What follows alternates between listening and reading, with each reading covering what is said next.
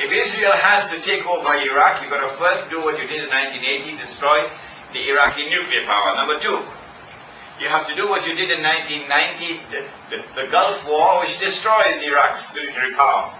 You have to do what you did between 1990 and now. You impose UN Security Council economic sanctions on Iraq so that Iraq is crippled and sent back to the old Stone Age. And you have to do what Mr. Bush wants to do now. He's coming up in the next few months. Deliver the last blow to Iraq so that Iraq will not be able to resist Israel when Israel launches her big attack. And then the territory of the state of Israel dramatically expands. I don't have the time, but there's so much more I could have spoken on this subject, a Muslim response to the attack on America, but we don't have the time.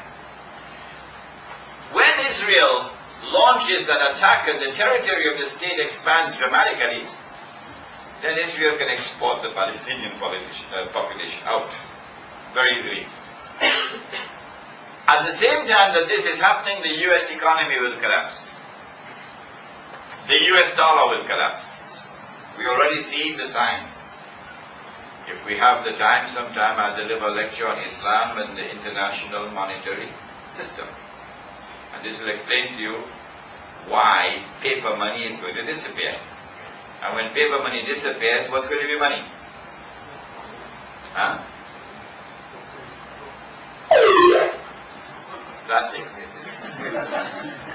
Plastic. No, this is not a credit card. It's a debit card. Plastic will be money. And when all your money is in the bank, there is no money to carry home and say to your wife, put it away. No, because all the money is in the bank. Then they can seize your money anytime they want. Do you know what happened in Argentina 2 weeks ago while the scholars of Islam were eating halwa?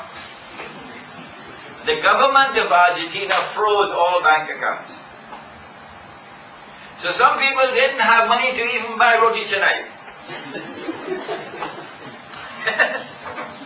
Can't even buy titarik. No money. Governments can do that. They can freeze all your money. They can say such and such a person is a terrorist. No evidence, of course, but he's a terrorist. Freeze his account. Seize his money. You don't have any money in your pockets. The reason why we are here with this perilous state now before us is because we abandoned Muhammad alayhi salatu wasalam. He gave us real money, and we abandoned the real money, and we took the paper money, and we paid the price for it. When the US economy collapses, and the US dollar collapses, and the state of Israel expands dramatically, and the state of Israel defies the President of the United States who says, withdraw. Israel does not withdraw. So the President says a second time, withdraw. Israel does not withdraw. The President, would you please withdraw? Israel does not withdraw. So the President, I understand why Israel is not withdrawing. And then Israel is able to defy the Security Council of the United Nations, which adopts a resolution. We want to send a fact-finding mission to Jenin. Israel says, no, you're not going to do that. What does the Security Council do? Back down. Israel now becomes the ruling state in the world, because no one can impose their will on the state of Israel. When Dajjal achieves that, and that is around the corner, of course the foreign ministries are all going to be surprised, and the universities are all going to be surprised.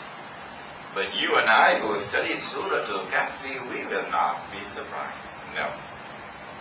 When Israel becomes the ruling state in the world, then Israel will rule the world for how long? A day which is as long as a week. How long will that be? Maybe 20 years, 30 years, I don't know. At the end of that period of time, then Dajjal will now be in a day which is like our day. And therefore he will be in our dimension of time, which is around the corner, maybe about 40 years, 50 years from now. At that time, the water in the Sea of Galilee will have dried up. How long will it take for that water to dry up? That's how long it will take for Dajjal to appear as a human being, as a Jew, as a young man, powerfully built with curly hair. Notice I'm saying nothing about his eyes. That will come in the lecture on Islamic spirituality, which is at Loranke. Islamic spirituality. Dajjal will now rule the world from Jerusalem. He has fulfilled his mission of impersonating the Messiah. So he can rub his hands, it is a mission accomplished. It is at that time that the Imam al-Mahdi will emerge, that we spoke about last night. And then Dajjal will attack the Imam. Because the Imam has succeeded in restoring Darul Islam to the Arabian Peninsula. The state of Saudi Arabia is now in the garbage bin from where it came in the first place. And Islam has re-emerged in its cradle. Darul Islam in Arabia. This is the greatest and the most potent threat of all to the state of Israel. And that's coming. That's coming. And so Dajjal has to respond. He has to attack the Imam al-Mahdi.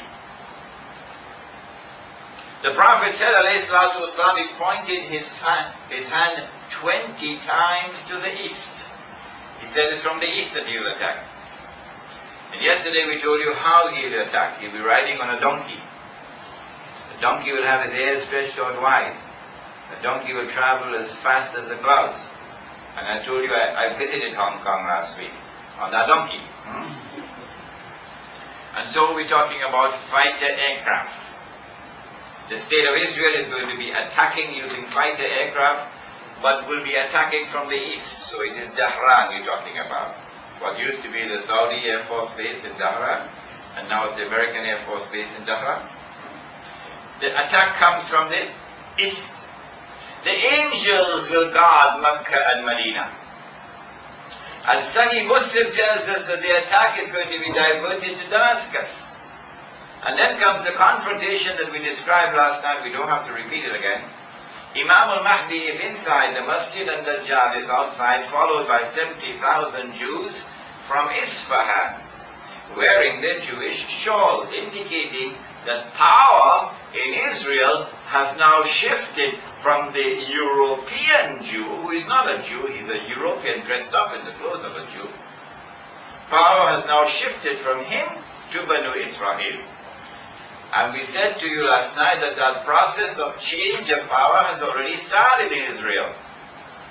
While the scholars of Islam have been eating halwa, of course. Because the new president of Israel, the one who defeated Shimon Peres for the post of president, is an Iranian Jew, not a European Jew. For the first time in the history of the state. Banu Israel are now taking over. Imam is inside and Dajjal is outside.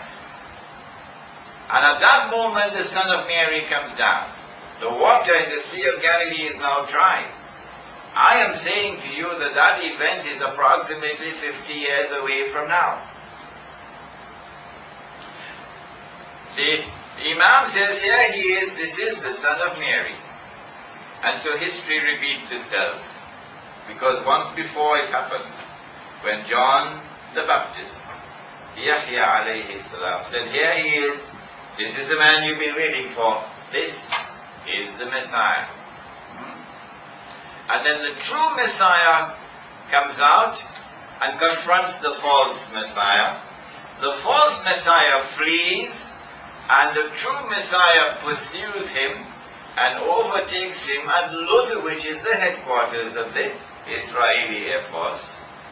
And then the true Messiah kills the false Messiah. So all the planes are now grounded. They no longer have control over the skies. The source of their power is that they control the sky. The skies no longer belong to them. Dajjal is now destroyed. Now comes the end of Gog and Magog, which we could not deal with last night. This solitary hadith is in Sahih Muslim. The solitary hadith declares that it is now that Gog and Magog are released. And the first of them will pass by the Sea of Galilee and start to drink the water. And by the time the last of them pass, they will say there used to be water there. And the world of scholars of Islam have held on to this solitary hadith. And so the world of Islamic scholarship is insisting that the world cannot experience Gog and Magog until the Son of Mary has come back.